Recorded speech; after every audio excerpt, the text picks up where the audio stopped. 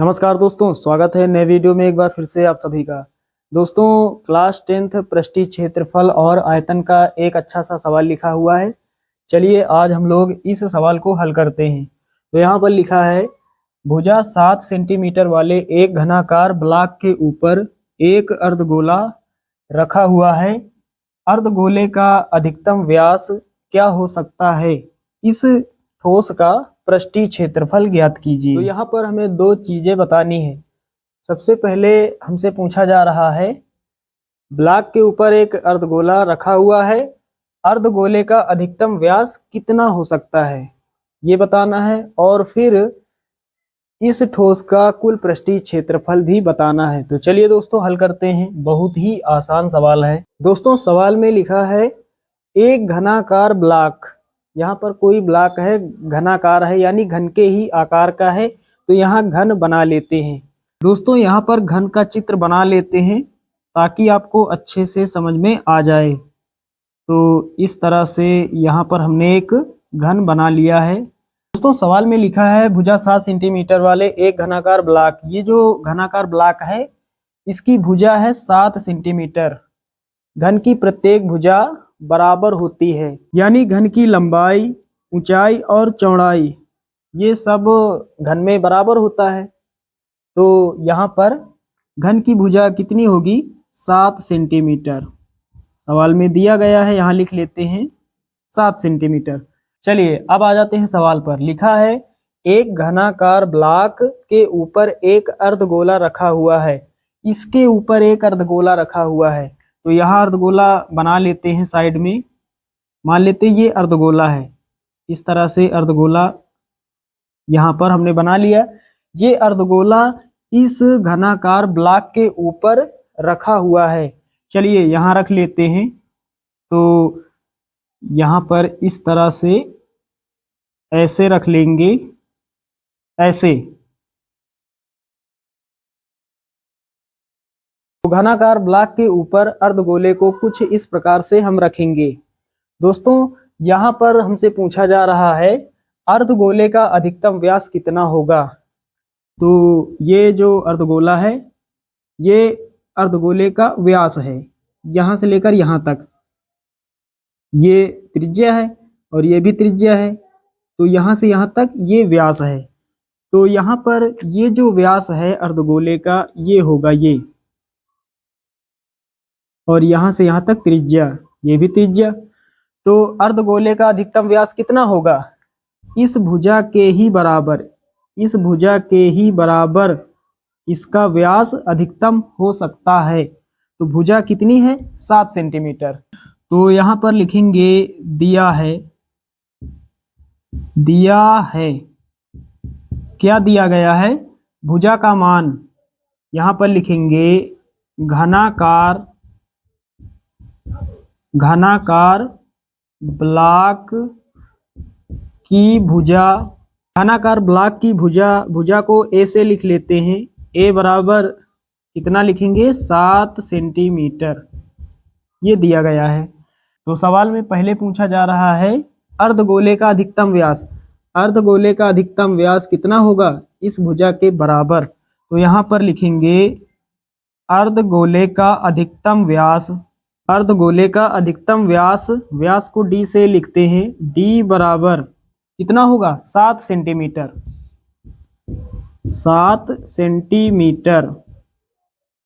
तो पहली चीज जो हमसे पूछी जा रही है उसका आंसर होगा 7 सेंटीमीटर। अब दोस्तों व्यास हमें पता है तो त्रिज्या का मान निकाल लेते हैं, क्योंकि आगे त्रिज्या की जरूरत पड़ेगी। तो यहाँ पर लिखेंगे चूंकि d बराबर होता है 2r, व्यास बराबर 2 गुणे त्रिज्या। अब यहाँ से d का मान हमें पता है 7, d का मान 7 बराबर 2r। r का मान कितना होगा? 2 गुणा कर रहा है, इधर भाग करेगा। तो r पहले लिख लेते हैं। r बराबर 7 के बटे में हो जाएगा 2, 7/2। व्यास का आधा त्रिज्या, व्यास है 7, 7 का आधा त्रिज्या का मान हो जाएगा। तो यहाँ से त्रिज्या का मान हमें ज्ञात हो गया। हमसे पूछा जा रहा है आगे सवाल में इस ठोस का पृष्ठीय क्षेत्रफल ज्ञात कीजिए। ये जो ठोस है पूरा, इस ठोस का कुल पृष्ठीय क्षेत्रफल हमें ज्ञात करना है। तो यहाँ पर लिखेंगे ठोस का कुल पृष्ठीय क्षेत्रफल, ठोस का कुल पृष्ठीय क्षेत्रफल बराबर। दोस्तों ये जो आपको पूरा दिखाई दे रहा है, ये पूरा शेप, इसमें क्या क्या है। सबसे पहले घन के आकार का एक ब्लॉक है और इसके ऊपर अर्धगोला भी है। तो इस ठोस का कुल पृष्ठीय क्षेत्रफल किसके बराबर होगा? यहां लिखेंगे घनाकार ब्लॉक का पृष्ठीय क्षेत्रफल प्लस ऊपर अर्धगोला है, तो यहां लिखेंगे अर्धगोले का पृष्ठीय क्षेत्रफल, अर्धगोले का पृष्ठीय क्षेत्रफल। दोस्तों इसके बाद हम माइनस करेंगे, क्या माइनस करेंगे? ये जो अर्धगोला है इसका जो ऊपरी पृष्ठ है, ये ऊपरी भाग जो है, ये तो हुआ वक्र पृष्ठ, अर्धगोले का पृष्ठीय क्षेत्रफल यानी उसका वक्र पृष्ठ। लेकिन ये जो नीचे वाला हिस्सा है, ये वाला जो शेप है, ये नीचे वाला, ये अंदर दब चुका है। इस ब्लॉक के अंदर दबा हुआ भाग है, ढका हुआ भाग है, क्योंकि इसे अब हम छू नहीं सकते, इसे हम टच नहीं कर सकते, इसलिए हम इस भाग को माइनस कर देंगे। ये जो यहाँ पर ये वाला भाग है, इसे हम कम कर देंगे, माइनस कर देंगे। ये अर्धगोले का जो आधार होता है ये वृत्ताकार होता है, यानी वृत्त ही होता है।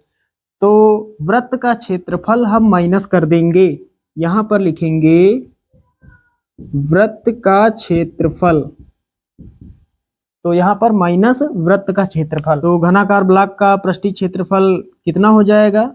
यानी घन का पृष्ठीय क्षेत्रफल 6a² होता है, प्लस अर्धगोले का पृष्ठीय क्षेत्रफल होता है 2πr², माइनस लगाएंगे, वृत्त का क्षेत्रफल होता है πr²। तो पहले 6a² इसे लिख लेते हैं, प्लस लगाएंगे। यहाँ पर दोस्तों 2πr² में घटाएंगे 1πr², एक आगे लिख लेते हैं, 2πr² में घटा देंगे 1πr², कितना बचेगा? 1πr², एक आगे लिखा नहीं जाता, यानी πr² बचेगा। अब मान रख देते हैं, तो पहले 6 लिखेंगे, गुणा लगाएंगे, a² है, a यानी भुजा, घनाकार ब्लॉक की भुजा, तो भुजा का मान है 7, स्क्वायर लगा है तो 2 बार लिखेंगे, 7 गुणा 7, प्लस लगाएंगे, पाई का मान रखना है 22/7, गुणा लगाएंगे r², r का मान हमें प्राप्त है 7/2, स्क्वायर लगा है तो 2 बार लिखेंगे, 7 गुणे 7 बटे में 2 गुणा 2, r का मान कितना? 7/2, तो स्क्वायर लगा है तो गुणा करके हमने फिर से लिख दिया 7/2।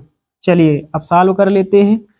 तो यहाँ पर 7 ऊपर है, 7 नीचे, 7 से 7 कट जाएगा, 2 1 के 2, यहाँ पर 22 है तो 11 हो जाएगा। उसके बाद यहाँ पर कितना बचा? 6 गुणा 7 7 49, प्लस लगाएंगे, यहाँ पर 11 गुणा 7, 11 गुणा 7, 11 7 77, डायरेक्ट लिख लेते हैं 7 77 और बटे में कितना? 2।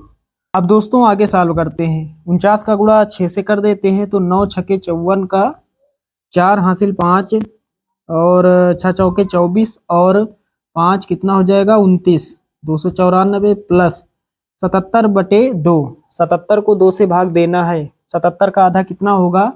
38.5 यानी 38.5।